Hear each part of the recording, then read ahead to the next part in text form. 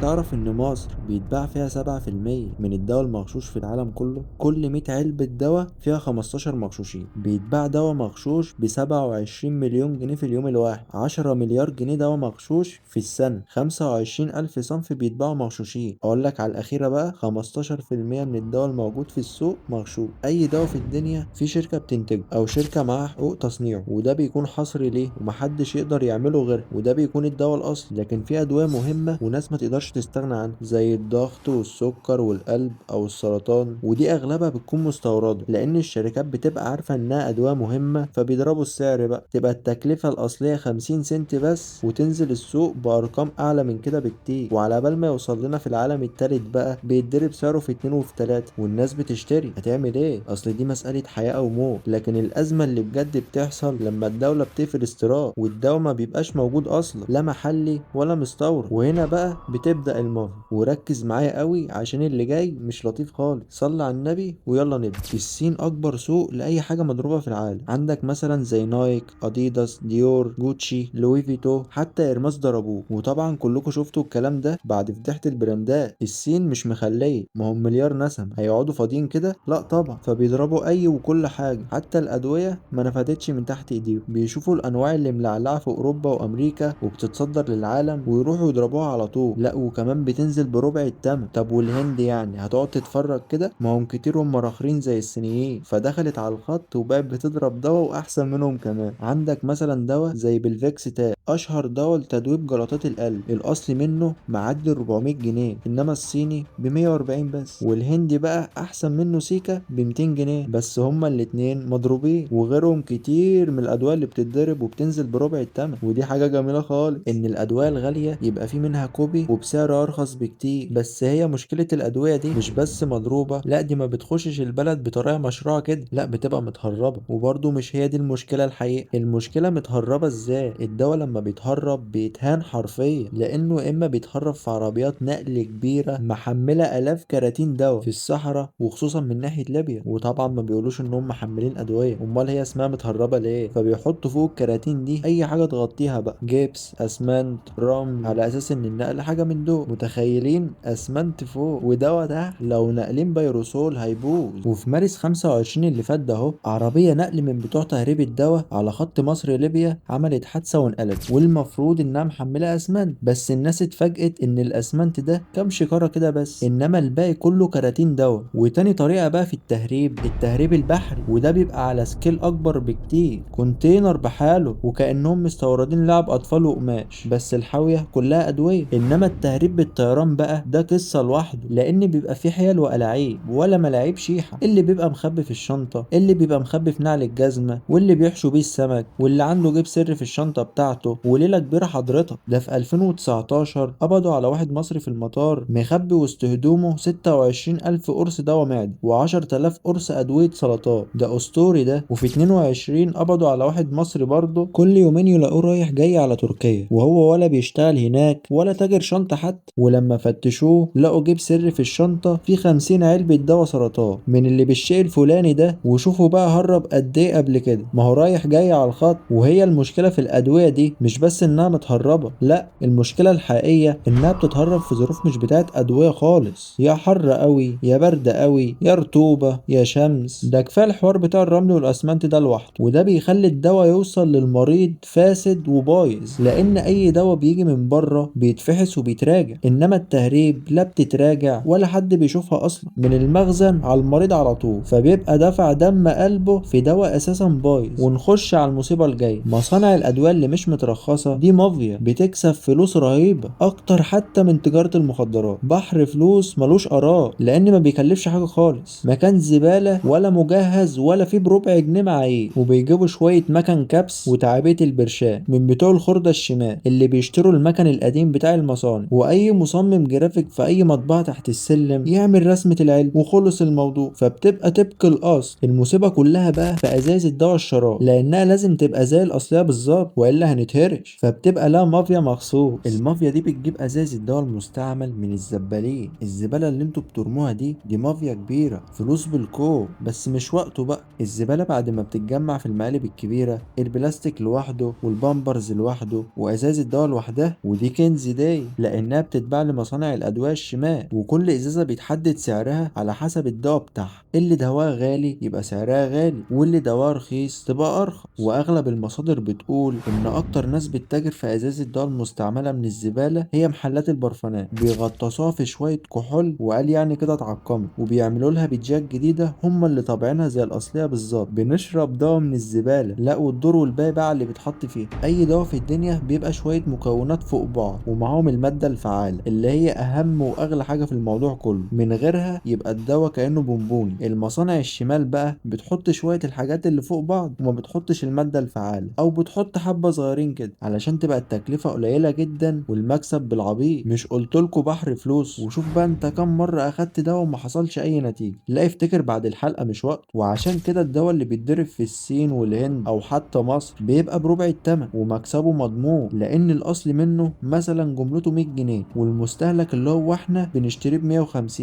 إنما البديل قصدي المضروب جملته 30 بس. فلو الصيدلي باعه ب150 جنيه برضه يبقى كسب 120 بدل 50 بس. وخصوصا إن الأدوية مفيهاش مكسب كتير قوي يعني، أو بينزل لها بخصم 5 أو 10%، والزبائن تبقى مبهورة، وهي أدوية ملهاش أي 30 لازمة أساسا. وعشان محدش يكتر في الكلام، سنة 2016 الداخلية شمعت شركة صينية في المعادي كانت بتورد دواء الكارديتيون بتاع تصلب الشرايين للصيدليات والدكاترة، وكانوا بيبيعوه بخصم 30% من سعره الأصلي. لا، وباعوا منه فعلا آلاف مؤلفة وهي في الأصل مضروبة. تاخدوا التقيلة لما حصلت أزمة الدولار والاستيراد، شركات كتير مرخصة من اللي بتعمل الدواء الأصلي ما كانتش عارفة تستورد المادة الفعالة بنفس الكميات، لأن الأسعار بقت غالية قوي بقى، فبقوا يقللوا المادة الفعالة اللي بتتحط في الدواء. يعني لو الدواء محتاج 10 جرام مادة فعالة هم يحطوا 2 جرام بس، وبدل ما يطلعوا علبة يطلعوا 5. طب دي أزمة وماشي يا سيدي كلنا نشيل بعض، بس يا ترى بعد ما الأزمة خلصت رجعتوا كل حاجة زي الأول؟ لا، وده مش كلامي على فكرة، ده هيئة الدواء نفسها قالت سنة 22 إن عدد الأدوية اللي في التشغيلة مش مظبوطة، يعني التركيبة الكيميائية بتاعت الدواء اتضاعفت بنسبة 100%، يعني بقى كل الأدوية. هي الناس دي مش واخدة بالها إن ربنا فوق شايفنا ولا إيه؟ وفي حاجات كتير بس دي هنعمل لها بقى جزء تاني إن شاء الله.